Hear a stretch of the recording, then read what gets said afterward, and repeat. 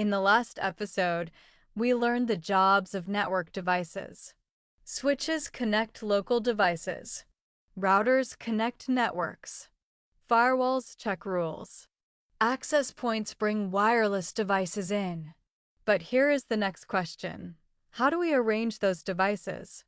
If every laptop, switch, router, and server has a job, the topology is the shape of the team.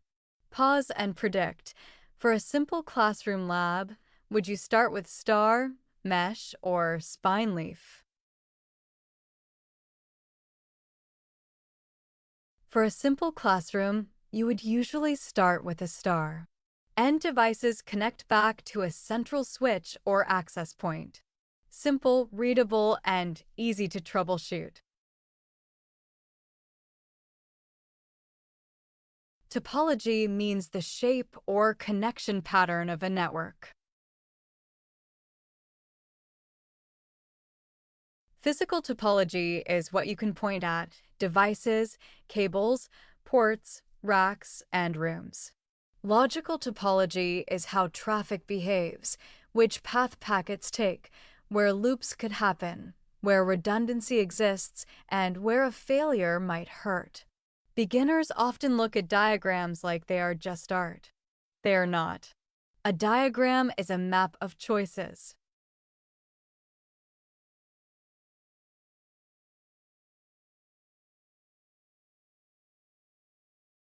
The easiest topology to recognize is a star.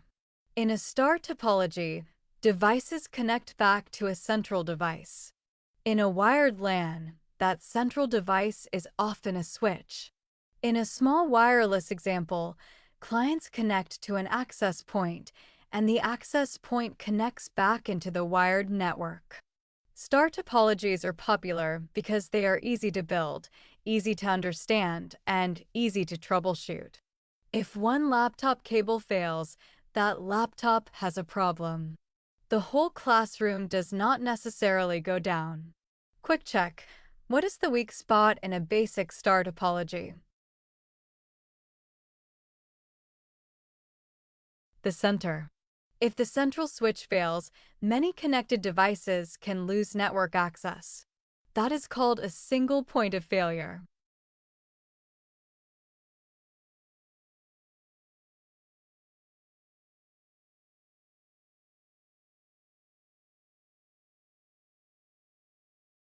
A mesh topology is about multiple paths. In a full mesh, every network point connects to every other network point. That gives lots of backup paths, but it gets expensive and messy fast. In a partial mesh, only some extra links are added. This is much more common in real designs because it balances reliability with cost. The big idea is redundancy. Redundancy means having another path or another device available when something fails. Pause and predict.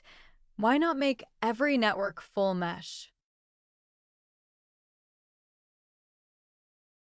Because full mesh costs more, uses more ports and cables, and is harder to manage.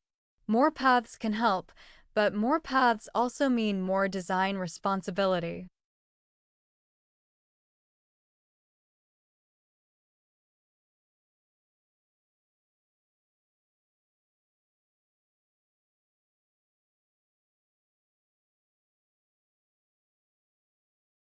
Most real networks are hybrid. A classroom might look like a star. A building might have redundant uplinks. A campus might use layers. A company might connect buildings through a WN. So do not panic if a diagram does not fit one perfect label. Ask better questions. Where are the endpoints? Where is the center? Where are the backup paths? And what happens if this device fails?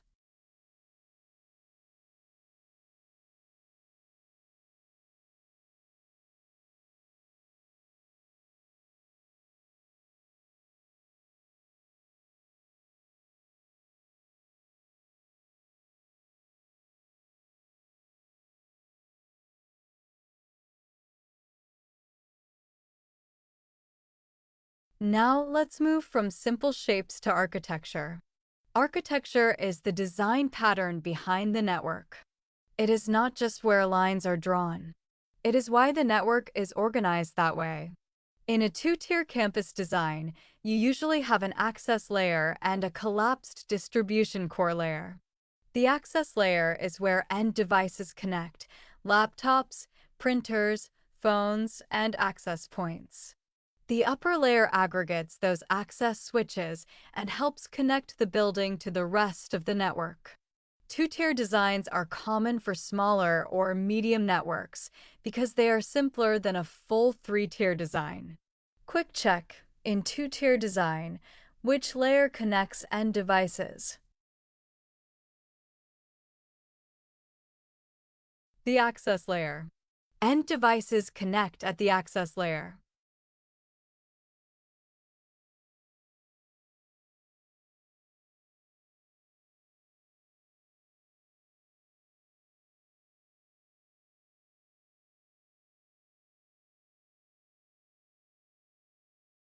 In a three-tier design, the roles are separated into access, distribution, and core. Access connects end devices. Distribution aggregates access switches, applies policies, and helps organize routing boundaries. Core is the fast backbone that connects distribution blocks together. You usually see three-tier thinking in larger campus networks, especially when many buildings or many distribution areas need to connect reliably. Pause and predict. Why add a separate core layer? Scale and resilience. A separate core can help larger networks connect distribution areas without forcing every building to depend on one shared box.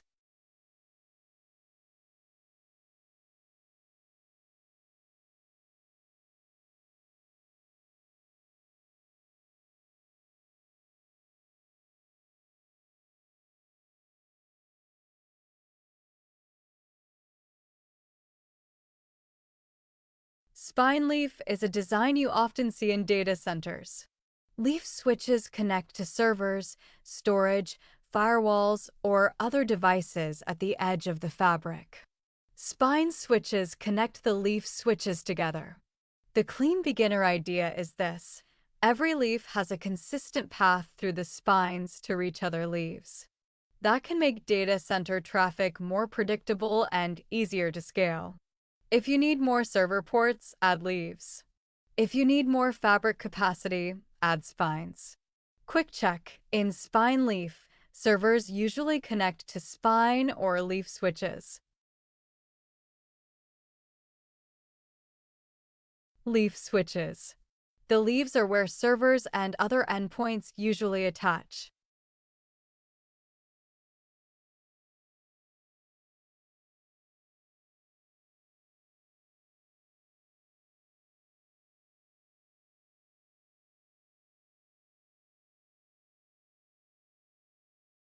Now let's name 3 more architecture ideas you will see a lot.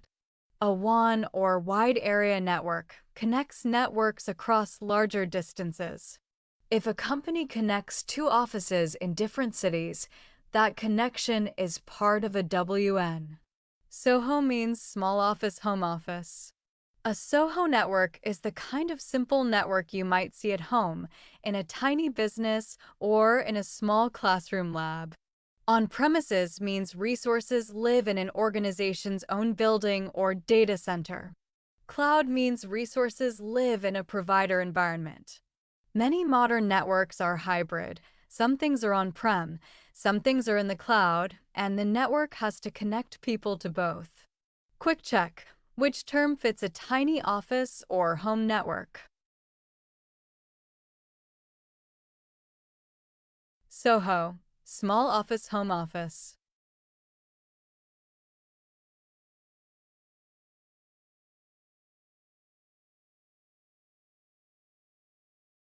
Here is the recap. Topology is the shape of the network. Architecture is the design pattern and roles behind that shape. Star is simple and common, but the center matters. Mesh adds backup paths, but adds cost and complexity. Hybrid is what real networks often become. Two-tier combines access with a collapsed upper layer. Three-tier separates access, distribution, and core. Spine leaf is common in data centers. One connects networks over distance. SOHO means small office, home office. On-prem and cloud describe where resources live. Mini quiz. Pause after each question if you want to test yourself. Question 1. Which topology usually has devices connecting back to one central switch?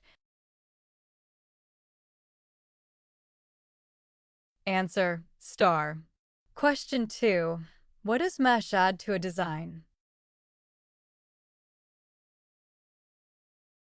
Answer: multiple paths and redundancy. Question 3. In a three-tier campus design, what are the three layers? Answer: access, distribution, and core. Question 4. In spine leaf, where do servers usually connect?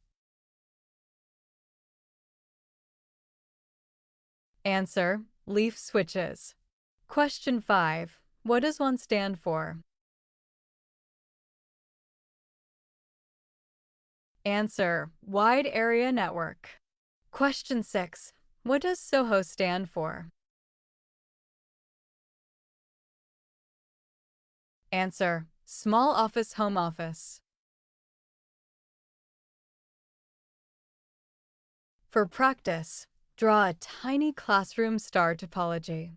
Put a switch in the center, then connect two laptops, a printer, and an access point. Then mark the single point of failure. After that, add one backup link somewhere and ask, did I improve reliability, or did I also create a design problem I need to understand? In the next episode, we will go physical: copper, fiber, connectors, and the cables that actually carry the bits.